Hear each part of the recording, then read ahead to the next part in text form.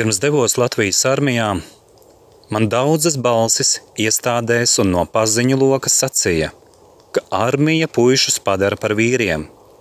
Taču fakti un patiesība ir cita, proti, jaunie vīrieši, to lielākā daļa, kļūst par gļēvuļiem un pērkamiem maitām, kas dara, ko viņiem liek pārākuma tiesību kompānija ar saviem kuratoriem, kas sevi sauc par armiju.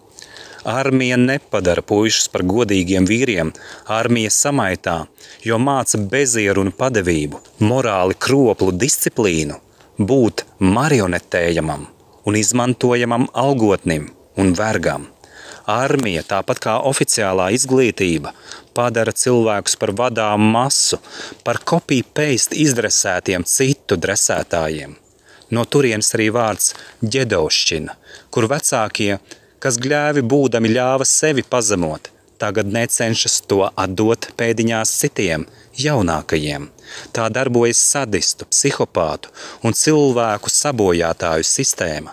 Morālās kroplības maigākās pēdiņās izpausmes jau izsenis pastāv izglītībā, sistēmas iesvētībās, kad debīli izpausmes tradicionāli tiek nodotas jauniņajiem. Lūk, tas ir vēl viens stāsts par cilvēces attīstības un progresa meliem.